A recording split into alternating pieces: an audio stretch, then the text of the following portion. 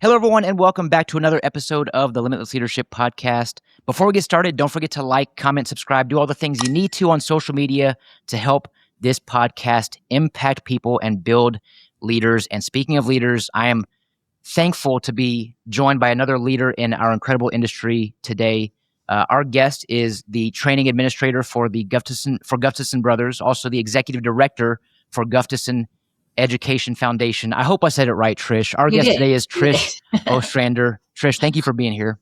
Thank you for having me, Josh. It's a pleasure. Well, Trish, so you and I just got connected recently by our good friends over at Promotive. Lisa Coyle connected us, and we had a great conversation. And I'm like, hey, we got to have Trish on the podcast because I love what you're doing. Yeah, I will say I'm still learning about what you're doing. So today is the opportunity for you to share what you do, how you do, and how you do it.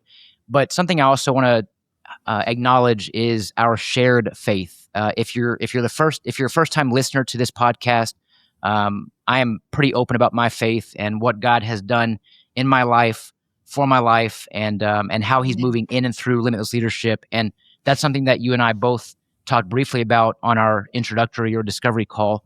And I'm excited to talk more today about leadership, about training, about what you guys are doing over at Gustafson Brothers, but also how God has moved in and through your life, both personally and professionally today. So with that being said, my friend, go ahead and share with our audience what you do, how you do, and who you are, what you do, and how you do it.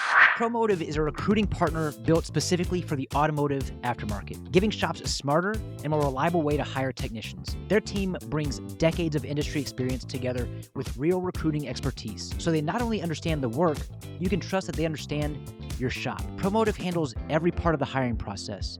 They source talent proactively, screen candidates thoroughly, and guide them through a structured, high-touch experience. Shops only meet candidates who are qualified, aligned, and ready to move.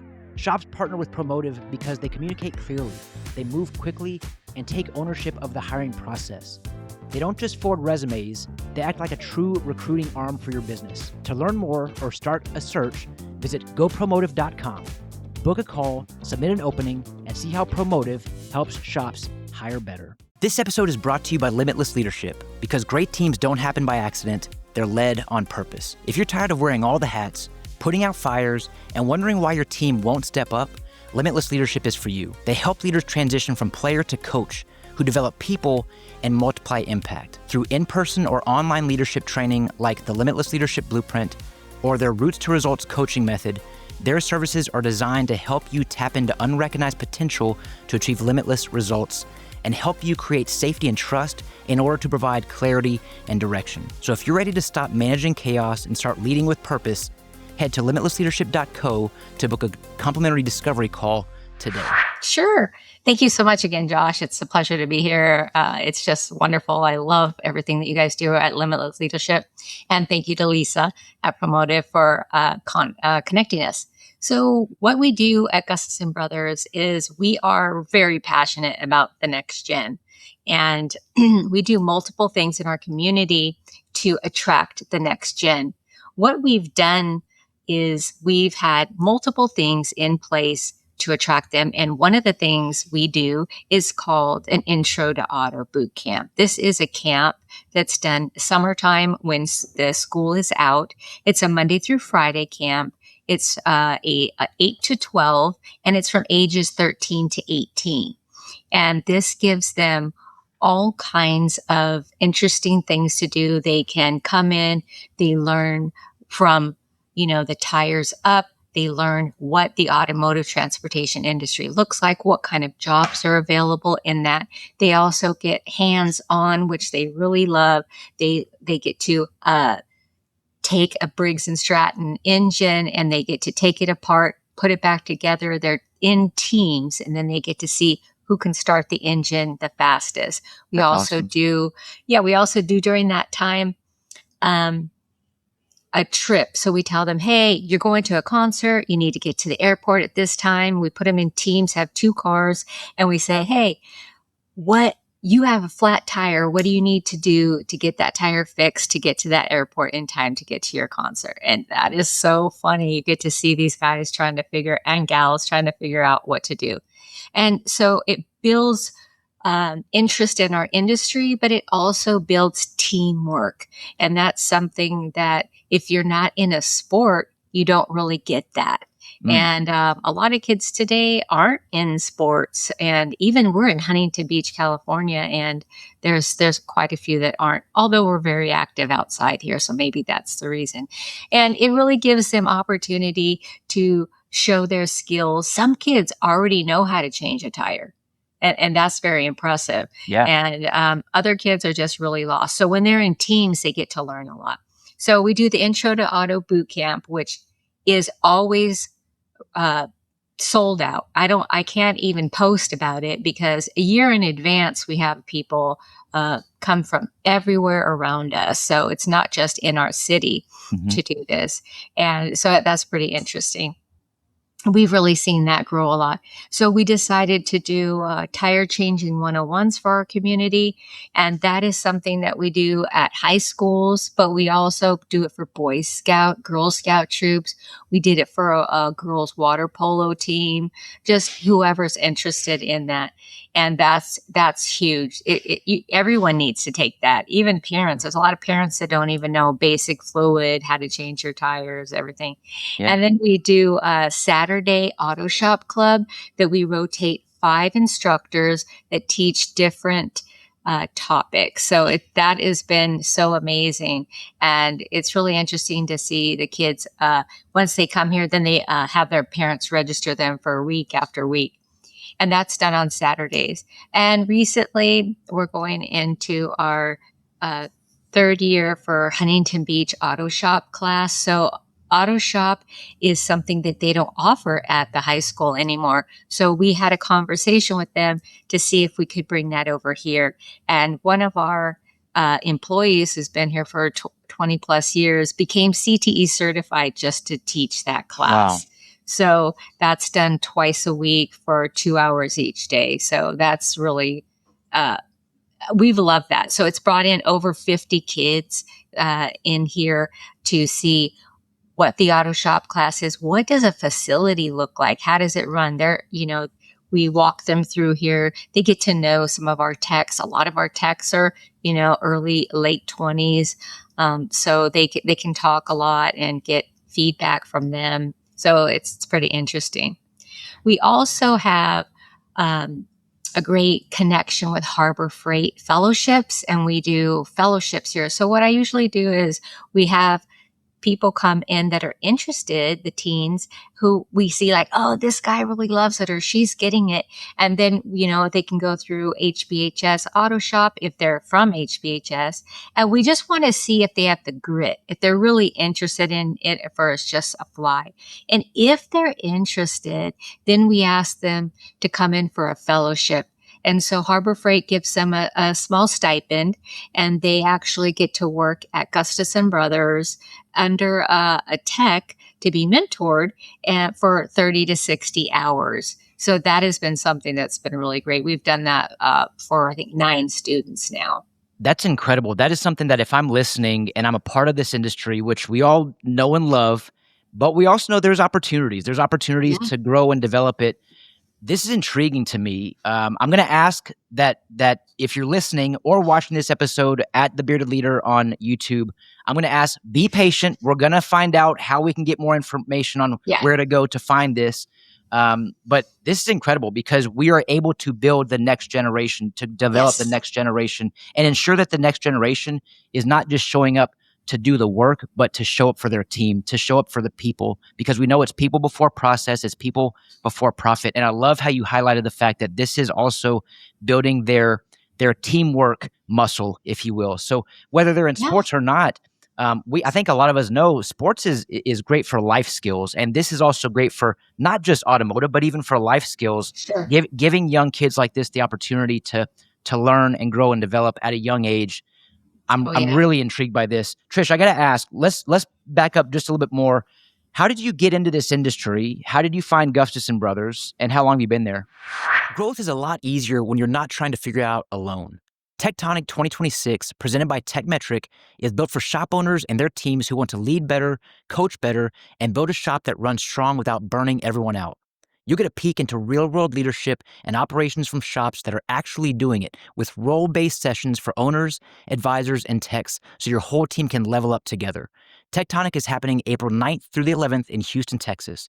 Tickets are on sale now, and Limitless Leadership podcast listeners can get $500 off standard pricing with code LIMITLESS500. Go to techmetric.com/tectonic. That's TEKTONIC, or use the link in the show notes. If you own an auto repair shop and you're doing decent revenue, but the profit, organization, or peace of mind just isn't there, this message is for you. Integrity First Car Pros was built by shop owners who were tired of doing everything right and still feeling buried. No private equity, no big box ownership. Instead, they compete by leveraging technology, automation, and disciplined systems that actually work in the real world. What started as one shop in Dallas is now up to 14 thriving locations spanning to Houston, all competing head-to-head with national chains by working smarter, not harder. Cleaner operations, better margins, less chaos. Integrity First gives shop owners proven systems, automated workflows, negotiated vendor power, and hands-on franchise support so the juice is actually worth the squeeze. If you know your shop should be more profitable, more organized, and less stressful, and you're ready to stop figuring it out alone, visit integrityoneFranchise.com and complete their franchise fit questionnaire. It's a quick way for them to learn more about you, your goals, and your vision, and see if Integrity First Car Pros is the right next big move for you. And don't take their word for it. Google Integrity First Car Pros to see for yourself. Okay, so this would be part of my faith journey then. So Okay. I was leading a Bible study at my house, and a few of the employees from Gustafson Brothers would come there. So I knew a girl that worked here, and she came to the Bible study, and she ended up bringing some other girls. And one night, I felt on my heart that the Lord said, Gustafson's looking for some help. And they had never said anything. And so I asked the woman that I know, and I said, are you guys looking to hire someone? And she goes, oh my gosh, yes. And I go, oh, that's interesting, because the Lord, Holy Spirit told me. And she's like, oh my gosh. And I said, wait a minute, because now I have to pray about this. It's not just, yes, the Holy Spirit told me, but we can hold ourselves back too. Yeah, that's right. So I was like, let me pray about this. So I actually got the nudge from the Holy Spirit to come work here. So came in to kind of try it out, and they hired me. So came in as one role, but now doing different roles than when I came in. It's interesting because I think a lot of listeners can relate to that, because when we get hired, we're often given one hat to wear. All right, Trish, this is your job description. These are your roles and responsibilities. Yeah. But very quickly, we identify, hey, you know what? Trish is capable. She's competent and she's confident. Let's give her a couple more hats to wear. And before you know it, you look up and months or years have gone by. You're wearing 6 different hats, none of which are the one that you're actually hired for, which is not a bad thing. However, I will ask you, because I think you know where I'm going with this. Without clarity and direction, we can yes. put our team members in a position to really be confused and to really struggle, because we're not providing the 2 things that I think are the most important for every team member, regardless of tenure, experience, and what have you. Clarity and direction. These 2 things, for any job that you've either left or lost, you likely didn't have both clarity and direction. I'm going to go ahead and get into the first question, I guess, of this podcast. How can team members, or how can leaders ensure that they're providing clarity and direction in the midst of all the changes, both personnel and process oriented, as they are navigating the mission that they're on? Yeah, for me, communication is huge, and clarity is amazing. I have a saying that I learned in the beginning of my sobriety years ago, came from my childhood. That's why it says inconsistency breeds insecurity. So if you do not know what your job is, or your title changes and your role changes, you're not going to feel confident or competent in that position. So that's huge. Yeah, that is strong. Inconsistency breeds insecurity. Yes. I'm writing that down as we. Yeah. So something, if you're listening or watching, something you may not know is I take notes while I'm hosting, And I Yeah. think it's important. My hope is that you're taking notes while you're listening. But that is something that I think is 100% accurate. Inconsistency breeds insecurity. Okay, so let's go back to the part of the faith journey that you shared. You talked about how God put this on your heart, and I like that you mentioned, hey, wait, hang on, just because Yeah. it's put on my heart doesn't mean it's always a go. I do need to pray about this and make sure that Yeah. this is the right move. I can say, and I've shared this story before on the podcast, but when I jumped into this terrifying world of entrepreneurship almost 3 years ago, I had a strong tug from God that this is something I need to be doing. Yeah. And at the time I didn't know what this was. I just knew that he was calling me out of a great organization who I still love and appreciate. Really enjoyed my time at my previous organization, and God was calling me out of it. And so logically I'm thinking, hey, this doesn't make sense. I mean, Always. I was fighting this for a while. I was pushing back for quite some time. And what I kept saying initially was, hey God, if this is something that you want me to do, then show me something. Give me a sign, show me, and I'll trust you. And Throw out a fleece. that's it. And all of a sudden, after a couple months of me feeling this way and saying this to him, I heard him say, "Hey Josh, trust me and I'll show you." And it was a complete opposite. All of a sudden there was It's this. always trust me, right? Yeah, it's but that's a hard thing to do, and that's it's hard for our team too. It's hard for us as leaders to trust our team. That's why we struggle with delegation. That's why we have a lot of communication issues. That's why there are silos that are created amongst small shops as well. And so anyway, all that to say this, I want to go back to what you began with, and that is the Intro to Auto Boot Camp. You got Mhm. Saturday Auto Shop Club, Tire Mhm. Changing 101. I love that Gustafson Education Foundation is mindful of the apprenticeships and the mentors and the coaching and the training. Prior to our call, we talked offline about a few things that you guys are working on, and one of the things was how you being the company, and you're leading the charge here. You have a heart for shop owners who want to have apprentices and an apprenticeship program, but it can feel overwhelming. It can feel Mhm. daunting. And Gustafson Brothers is able to simplify the process. Can you speak on that, on being able to simplify the process and what that looks like?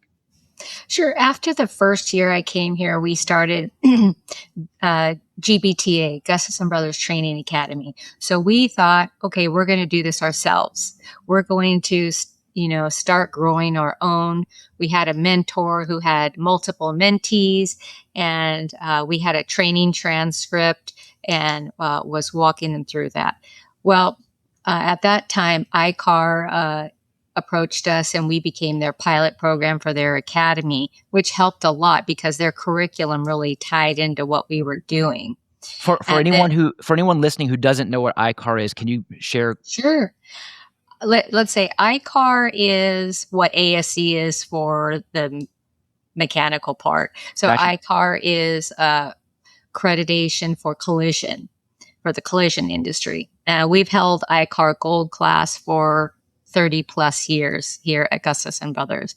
And Excellent. ICAR is wonderful. I work with everybody that comes in here that's not a platinum individual, meaning that like a master technician in ASC, to get them to a platinum Okay. individual as well. Great. So anyway, so we started piloting their academy program, which was great. It connected with what we were already doing, and they had a great curriculum.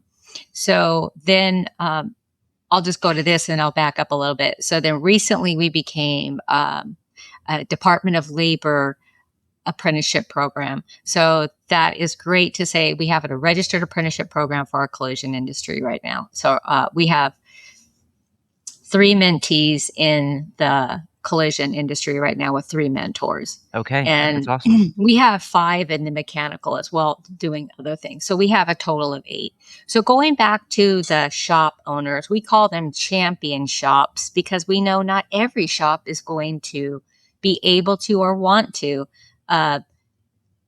have the next gen come in, have apprenticeship programs, things like that. But if they really look at what's going on around us, they should see that is a huge need. So my plea to every shop owner, champion shop owner in general, is just start with one. Yes. Have one apprentice. So say you don't have a social media, or you can't have an auto shop club, or there's certain things you can't do. You can post at your reception area a flyer that says that we're going to do a tire changing 101. It's just a couple of hours, one tech. You'd be surprised how that can help your community, and it will bring you business.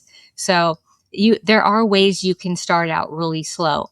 And so what what we're working on is the blueprint for a champion shop, to say, like, here is all the information on a website, and you can click here to start this, or click here to start this, or, get a fellowship here, or, have things available. I'm making it very simple so that they can take it and run with it. It's not fully up and running. We're still working with a lot of folks that are helping us do this. But we really want the next generation to be able to come into shops, and the shops to be ready and available to help them. Trish, you said something I think that's very important to highlight, and that is, you said, this is what we want to do. This is what our call to action is. And it's not even fully developed yet. We're still working through it. We're still figuring it out. We're still trying new things. And I know you didn't say this, but right. But what we know is that when we try new things, we also make mistakes. We also fail. We also have hiccups. But these failures don't make us a failure. These actions don't become our identity. If we lose at something, it doesn't make us a loser. If I fail, it doesn't make me a failure. And I think for a lot of folks, we struggle to take action on the ideas that we think, because of the mistakes and the failures and what we feel is a lack of preparation. We don't feel ready. We don't feel motivated. We're not yet confident what we do. It's not the right time to start it. And I'm regularly saying, look, the right time is right now. Just start. And it's not going to be pretty. And it's never going to be perfect. Perfection is unattainable. It's reserved for God. What we know is that when we take action, motivation and confidence actually tend to follow. And I want to commend you guys for doing what you're doing, because you're trying something, you're embracing the discomfort of trying something new. And we know that growth and comfort can't coexist. And what we know is that the first version is going to be significantly different than the 10th version. And the 10th version will be significantly different than the 50th version. But you're going to keep on going, and you're going to keep on growing. And this is something that a lot of folks struggle with, because they just are afraid, and there's fear, and fear is simply false evidence of appearing real, and we're always going to find evidence in things we believe. So all that to say this, I commend you for what you're doing. I love the fact that you are open about, like, look, we're doing it. It's a work in progress, but that's better than not doing anything at all. And you're able to impact so many people, and so many people to come, because of the work that you're choosing to do and the discomfort. Yeah, we have had failures. In the beginning, we had multiple. We learned that the GBTA didn't work for us, and so when the academy came in, we're like, whoa, this is exactly what we need. We lost money with, 5 guys. They didn't work out. But we also learned, we want to have a grid assessment test. We want to, test these guys out, give them a survey to take to see if this is something that they're really interested in.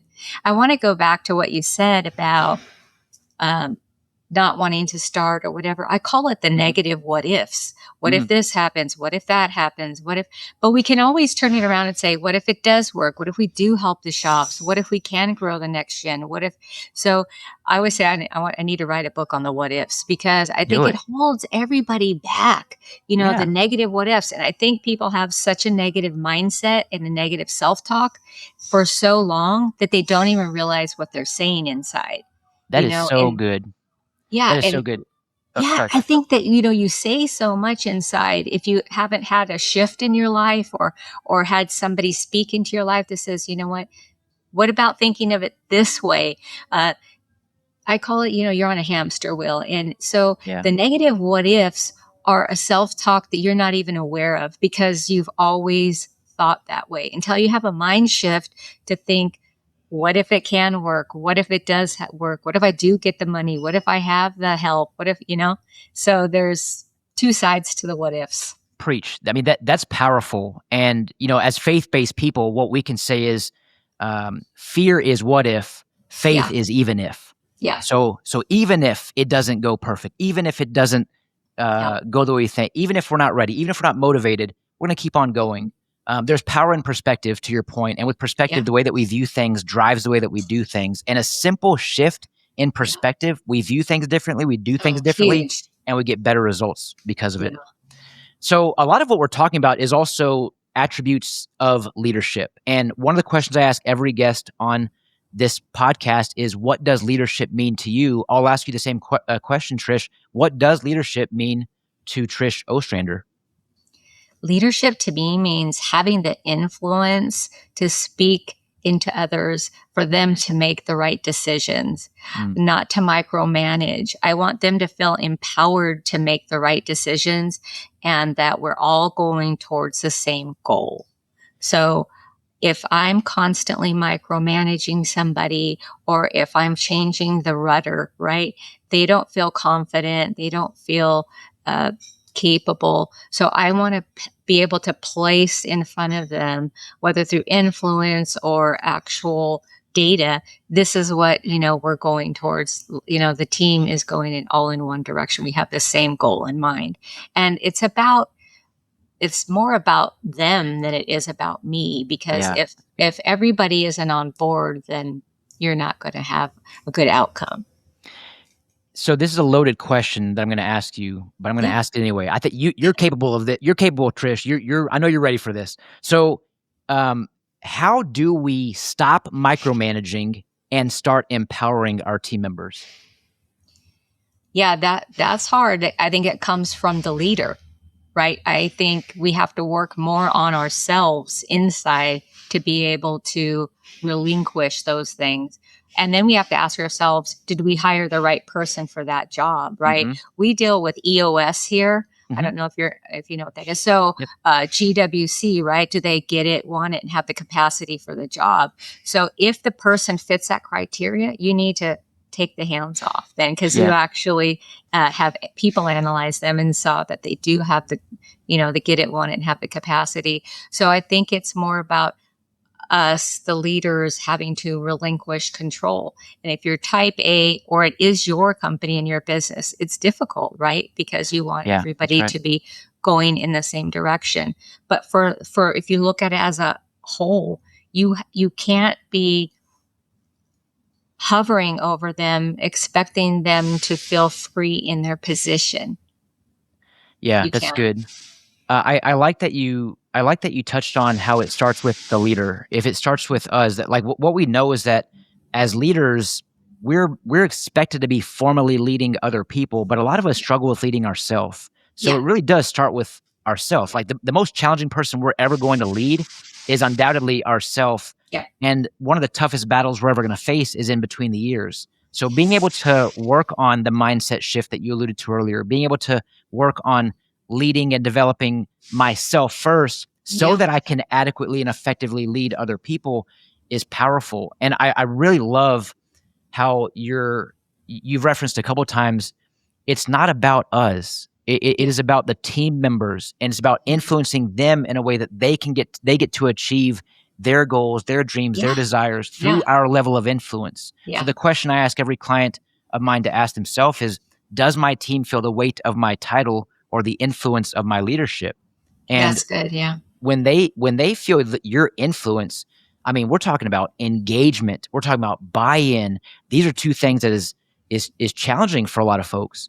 But when we can shift from a me to a we mindset, we could shift from a positional leadership to a servant leadership type of approach. It's powerful, and the influence is very evident. It is a servant leadership, correct? It is a servant leadership. Yeah. What is servant leadership, Trish? Servant leadership to me is is serving my people, right? Serving my people. What are their wants? What are their needs? One of the biggest things, though, for me is planting seeds in them, right? I want to plant seeds to grow. I want to plant seeds in them. So words are huge. We may not think how big words are, but if we have words that are building up, words that are encouraging, words that are, you're capable, you're confident, Yes. these type of things. And then also servant leadership is, what do you want? What are your needs? Finding out what's going on in their life. John, the owner, has a saying that's really great, and it says, get to know them well and early. And that, and so that helps a lot to start a base for finding out who people are. But it's really about serving people. And that's it. In every area of life, it's leadership in your company, in your families, in all relationships, right? We know that it's all about serving.